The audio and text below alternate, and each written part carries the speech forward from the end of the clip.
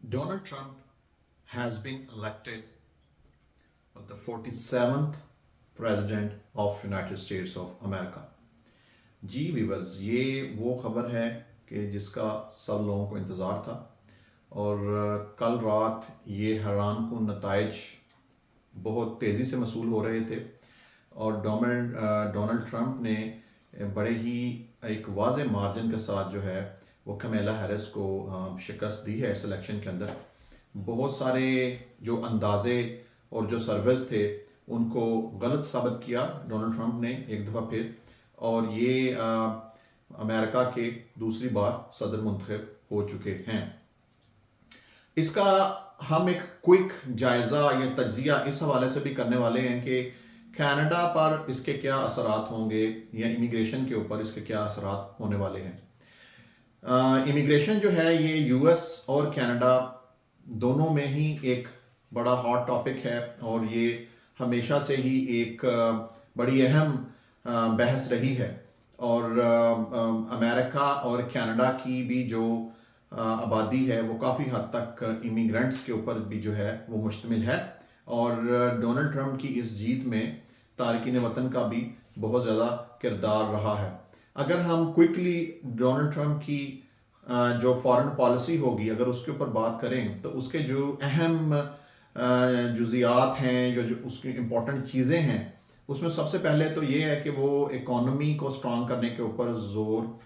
देते रहे हैं, इकॉनमी स्ट्रॉन्ग करने की बात करते रहे हैं। और दूसरा वो ये कहते रहे हैं कि वो गैर ज़रूरी जो जंगें हैं या जो ऑलरेडी जो दुनिया के अंदर वार्स चल रही हैं उनका अमेरिका का उनके साथ जो है वो लेना देना नहीं होगा और वो किसी न्यू वार की तरफ नहीं जाएंगे। तो ये कुछ इस तरह के वादे थे कि जिन्होंने स्पेशली जो तारकीन वतन हैं या मुसलमानों का भी काफ़ी बड़ा वोट बैंक जो है वो इस तरफ को आया और उन्होंने काफ़ी बड़ी तादाद में लोगों ने इन्हें वोट्स दिए। डेफिनेटली इस चीज़ से फ़र्क पड़ा लोगों को, और लोगों की डोनाल्ड ट्रंप के साथ बहुत सारी तवक्कुआत भी हैं। एक अमूमी राय ये भी है कि उनके दौर के अंदर जो है वो स्टॉक मार्केट जो है वो ऊपर जाती है और बिजनेस एक्टिविटीज़ जो हैं वो ग्रो करती हैं, क्योंकि वो खुद भी एक बिजनेसमैन है और वो बिजनेसमैन दूसरे बिजनेसमैन को बेहतर समझते हैं और उन्हें वो फैसिलिटीज़ देने की भी बात करते हैं। तो एक और जो बड़ा सबसे बड़ा दावा वो करते रहे हैं और उन्होंने अपनी विक्ट्री स्पीच के अंदर भी उसकी बात की, वो था to secure our borders again and let's make America great again. तो इसमें जब वो ये बात करते हैं तो इसका इशारा इस तरफ भी होता है कि जो कि उनके पहले दौरे हुकूमत में भी था कि जो मैक्सिको और यूएस का जो बॉर्डर है उसके ऊपर वो एक बड़ी दीवार जो है वो लगाना चाहते थे पहले भी, और अभी भी उन्होंने उसी चीज़ की तरफ इशारा किया कि वहाँ से जो बॉर्डर क्रॉसिंग है वो उसको रोकेंगे। अब ये चीज़ जो है ये कनाडा के साथ भी लिंक है। अक्सर ऐसे होता है कि मैक्सिको से लोग बॉर्डर क्रॉस करते हैं यूएस, और यूएस से बॉर्डर क्रॉस करके लोग कनाडा में भी आ रहे थे और फिर कनाडा में आके वो असाइलम क्लेम करते हैं। कनाडा ने तो ऑलरेडी अपने जो इमिग्रेशन टारगेट्स हैं वो 20% तक जो है वो कम कर दिए हैं आने वाले 3 साल के लिए, और वो अपना पॉपुलेशन रेट जो है उसको ग्रोथ रेट जो है उसको कंट्रोल कर रहे हैं कम इमिग्रेशन के साथ। और स्टडी परमिट्स और टेम्परेरी फॉरेन वर्कर्स के ऊपर भी काफ़ी ज़्यादा सख्ती कनाडा में आई हुई है, स्टूडेंट्स को 30% तक रिड्यूस किया गया है, और लो वेज टेम्परेरी फॉरेन वर्कर को तो वैसे ही स्टॉप कर दिया गया है फॉर टाइम बिंग। तो अब ऐसे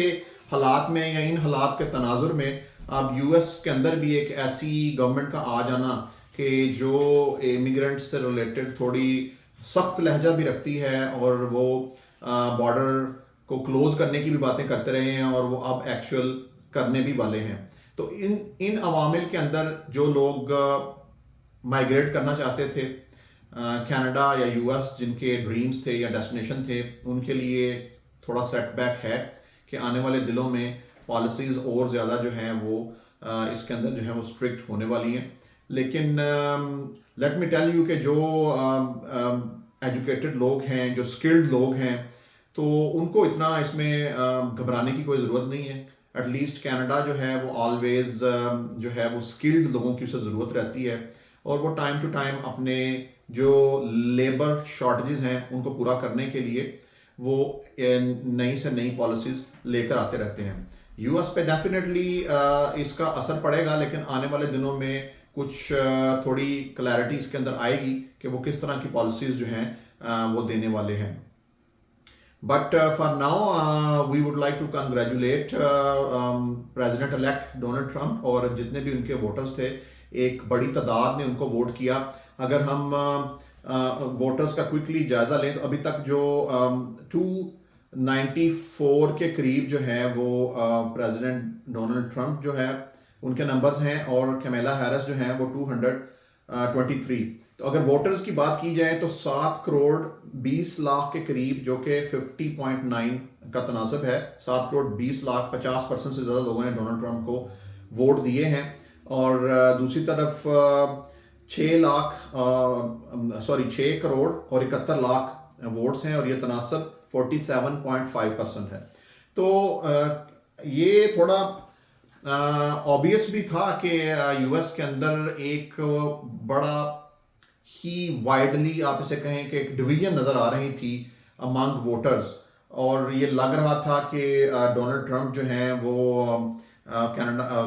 यूएस के प्रेसिडेंट मुंतखब हो जाएंगे, अपार्ट फ्राम कि उनके खिलाफ बहुत सारे केसेस भी थे और बहुत कुछ कहा भी गया, सुना भी गया, लेकिन उसके बावजूद लोगों ने उनके ऊपर ट्रस्ट किया और उनको वोट्स दिए।